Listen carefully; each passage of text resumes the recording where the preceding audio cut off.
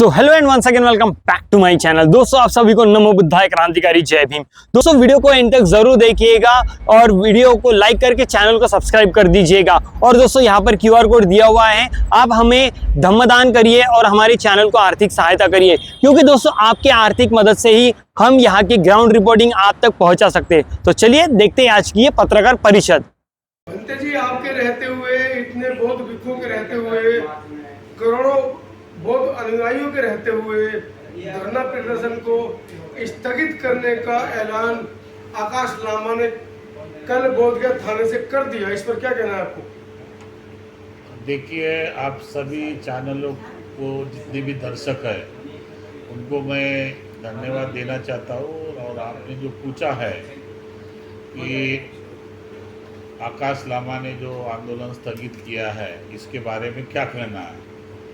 आप सभी वर्तमान सोशल मीडिया में पत्रों के माध्यम से मैंने कई बार आवाज़ उठाई है कि ये आंदोलन केवल चंदे और धंधे के लिए हो रहा है।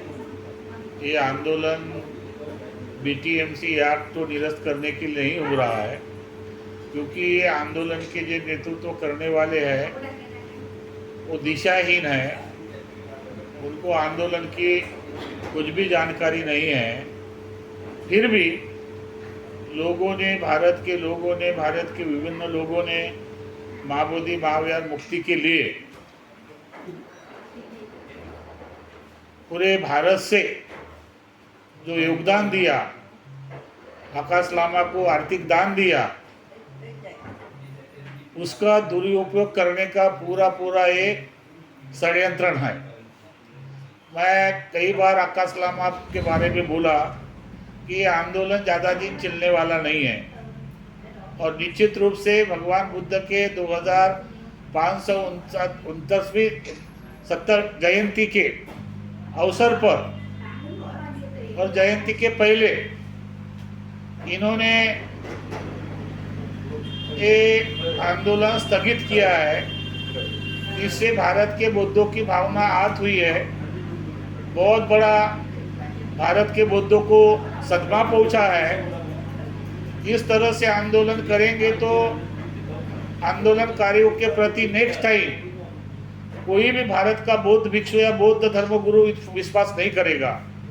92 का आंदोलन देखा लोगों ने, 92 का आंदोलन देखने के बाद 2025 का आंदोलन देखा लोगों ने, और ये आंदोलन के माध्यम से जो अभी वर्तमान में जो जितना उत्तेजना थी लोगों में, जितना आक्रोश था लोगों में, लेकिन उसके भावनाओं को ठेस पहुंचाई।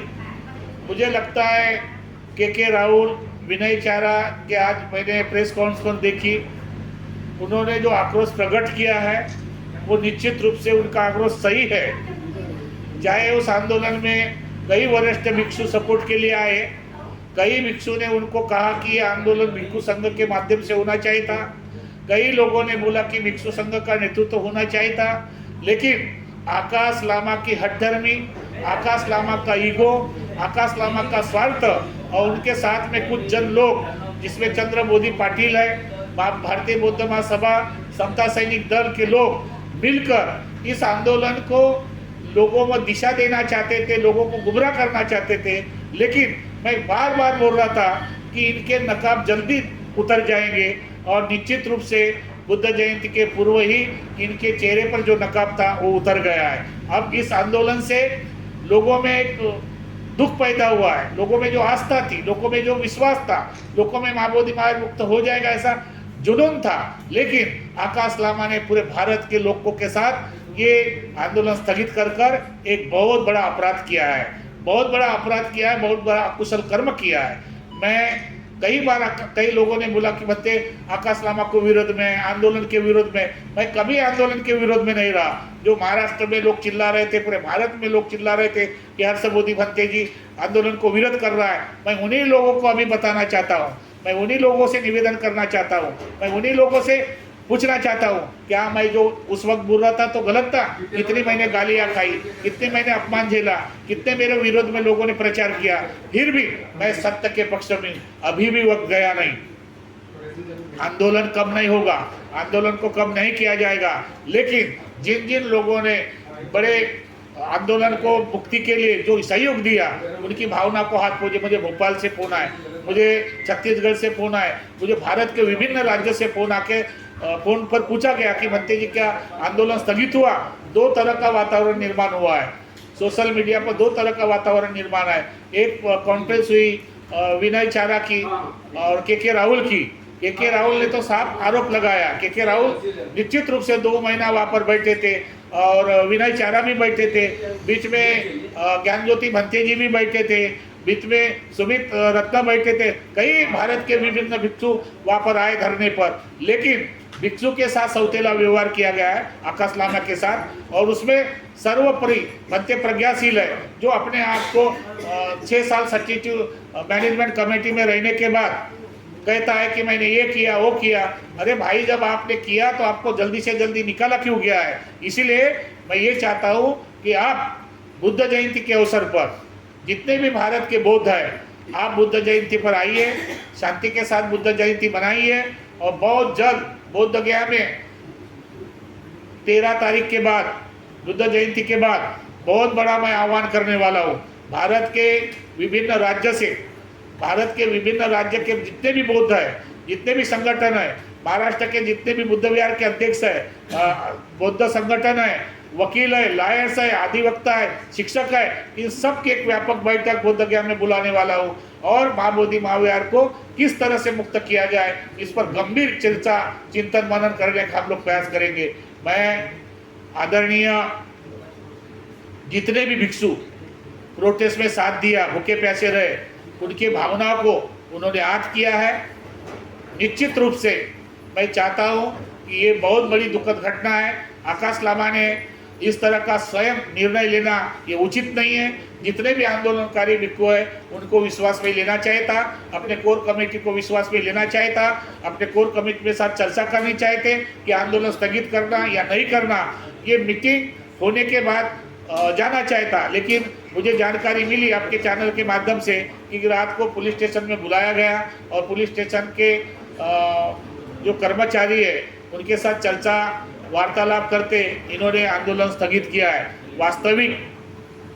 वास्तविक अगर आकाश लामा कहता था कि मैं मुक्त विहार नहीं होता तब तक हटूंगा नहीं, मैं तो चाहता था कि आकाश लामा डटा रहे, पुलिस प्रशासन से भी ना डरे, और जेल में जाता तो और अमर हो जाता कि और जेल जाने के लिए डरे हुए हैं। ऐसे डरपोक आंदोलन कभी कर नहीं सकते। ऐसे लोग समाज को गुमराह कर सकते हैं। समाज का केवल चंदा और धंधा काम किया है। अगर उसको लगता है कि मुझे पुलिस प्रशासन अंदर लेके जाएगा तो खुशी से जेल जाते। हम भी 13 दिन जेल में गए हैं, लेकिन आकाश लामा ने और उनके कुछ साथियों ने आपस में मिलकर ये आंदोलन को कमजोर करने का प्रयास किया है। मैं पुनः भारत के बुद्ध को आह्वान करना चाहता हूँ, जो लोग भावनात्मक रूप से देखते हैं, हम लोग जो भावनात्मक रूप से चिंतन करते हैं। डॉक्टर बाबा साहब ने हमको संविधान दिया है, संविधान में अपने मूलभूत अधिकार है, संविधान में अपने राइट्स है, और बाबा साहब के संविधान पर विश्वास रखने वाले लोग, मैं उनको आह्वान करूंगा, फिर एक बार पुनः करता हूँ कि आंदोलन भी होना चाहिए और न्यायपालिका में कम से कम 100 याचिका सुप्रीम कोर्ट में जाना चाहिए। 100 याचिका जाने से अलग से सुप्रीम कोर्ट बेंच बिठाकर वो आंदोलन के कार्यों को और पिटीशनकारियों को संज्ञान में लेगा। अंत में मैं इतना ही कहूँगा कि मुझे भी बहुत बड़ा दुख है।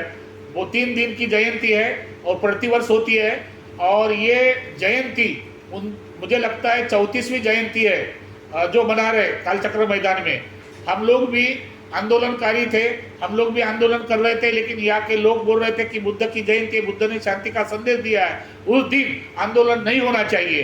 तो हमने उस दिन आंदोलन बंद करके बुद्ध की शांति के साथ जयंती मनाने का संकल्प लिया, और लगातार 34 साल हो गए शांति शांतता के साथ बुद्ध गया में जयंती बनती है। और भारत के लोगों को एक मैसेज देते हैं कि बुद्ध ने एक मानव दूसरे मानवता के साथ मानवता जैसा बर्ताव करे, ऐसा उन्होंने संदेश दिया है। मैं अभी वर्तमान में फिर एक बार बुद्ध जयंती के अवसर पर महाराष्ट्र के, भारत के विभिन्न राज्य के लोगों को आह्वान करता हूँ कि आप बुद्ध जयंती मनाई आइए। यहाँ पर किसी भी तरह का भय नहीं है, या किसी भी तरह का डर नहीं है, यहाँ पर किसी भी तरह का कोई प्रॉब्लम नहीं है। बिहार के लोग बहुत शांतिपूर्ण लोग हैं, प्रेम देना चाहते हैं, प्रेम बांटना चाहते हैं, आपस में भाईचारा के साथ रहना चाहते हैं। और मैं बुद्ध गया महाराष्ट्र का हूँ, लेकिन अभी बिहार का होने के नाते मैं यहाँ के लोगों को देखता हूँ। यहाँ ब्राह्मण है, सभी धर्म के लोग हैं, लेकिन डेली प्रतिदिन बुद्ध विहार में वंदना के लिए जाते हैं। वो नहीं देखते कि ये धर्म किसका है, बुद्ध के विचार चाहते हैं, बुद्ध का शांति का संदेश चाहते हैं और उसी विचारों से अपना डेवलपमेंट करना चाहते हैं। मैं जो लोग आंदोलन में बैठे थे, निश्चित रूप से के राहुल है, विनय चारा जैसे तरुण भिक्षु है, उनको दुख हुआ है, लेकिन मैं उनको भी सजेशन देना चाहूँगा कि प्रशासन के जो आदेश है उस आदेश का हम लोग पालन करेंगे और निश्चित रूप से बुद्ध जयंती के बाद एक व्यापक बैठक बुलाकर माँ बोधि महाविहार को न्यायिक पालिका के माध्यम से, आंदोलन के माध्यम से, राजकीय व्यवस्था के माध्यम से किस तरह से बुद्ध विहार बौद्धों को मिलना चाहिए, इसलिए हम लोग चर्चा करेंगे। मैं भदंत हर्षबोधि महास्थवित बुद्ध गया national president, Buddhist international network, माँ बोधि चैरिटेबल ट्रस्ट का प्रेसिडेंट बोध गया में रहता हूँ। तो दोस्तों आपकी क्या राय है इस पर कमेंट सेक्शन में जरूर बताएं और ऐसे ही वीडियोस देखने के लिए हमारे पेज को फॉलो सब्सक्राइब जरूर करिए। मिलते हैं किसी नए वीडियो में, तब तक के लिए आप सभी को नमो बुद्धाय क्रांतिकारी जय भीम। और एक और बात दोस्तों, यहाँ पर QR कोड दिया हुआ है, आप हमें स्कैन करके धम्मदान करिए, क्योंकि आपके धम्मदान से ही हमारे चैनल को आर्थिक बल मिलता है और तब जाके हम लोग यहाँ की ग्राउंड रिपोर्टिंग कर सकते हैं। तो चलिए मिलते हैं किसी नए वीडियो में, तब तक के लिए बाय बाय।